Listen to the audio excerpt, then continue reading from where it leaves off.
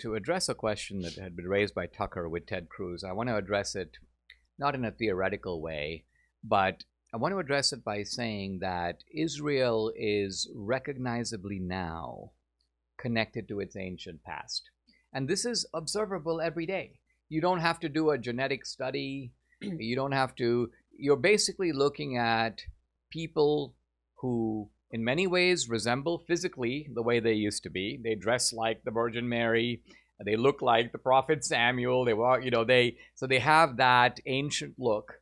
They eat food that you can see described in the Bible. They speak Hebrew. They celebrate the Feast of the Tabernacles. These have Jewish names. And they talk about Elohim. They talk about Yahweh. They're talking about the name of God in the Old Testament.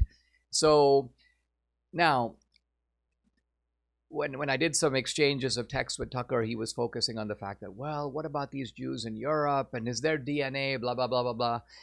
Leave aside the inherent unproductivity of this enterprise. This would be sort of like saying, well, are blacks really from Africa? Let's take Whitney Houston and give her a DNA test to see how much admixture of non-black genes she has, as if to question whether, in fact, her ancestors are from Africa. If you did this with any other group, you would be savaged.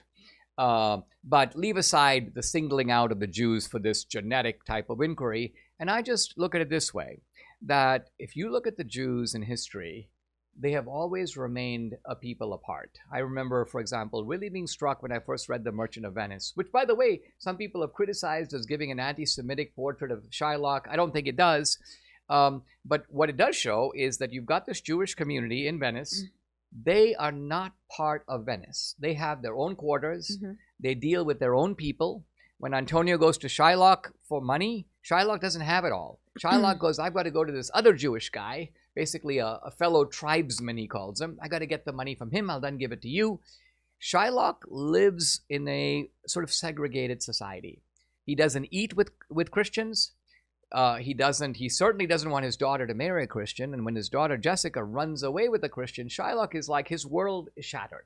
Now, why am I saying all this? Because what I'm saying is, of all the tribes in the world, and there's really a lot of conversion and intermarriage with many different groups, many different religions, the Jews have relatively little of that compared to anyone else. So if you want to know if the Jews have maintained their tribal identity, answer yes.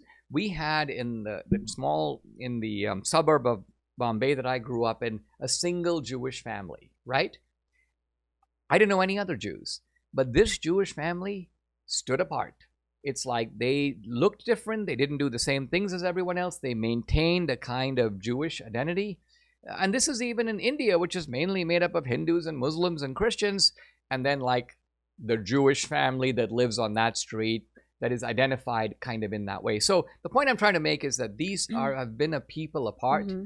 And not only is this an empirical, observable fact, it's a fact predicted in the Bible. I was going to say, of all the things, Shakespeare, your experience, whatever, it's biblical. And in Ezekiel 36, it actually talks about the fact that he's going to scatter them throughout the earth and then bring them back.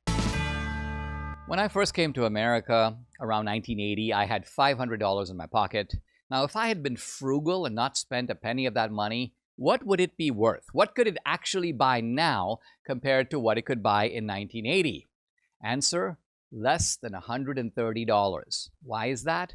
Because the US government, through the Fed, is constantly printing money. When the government prints money, there's more money chasing the same amount of goods and services. So money goes down in value. Money buys less and less. Now, the Fed has been at it since 1913. That's why a dollar today can only buy what a few cents could buy in 1913. And the government continues to print oceans of money. It never stops. An ounce of gold reached a high of $850 in 1980.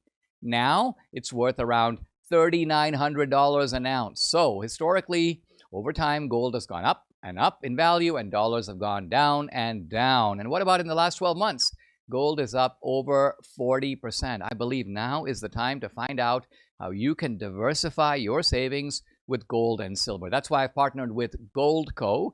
They offer the best customer service for precious metals ownership.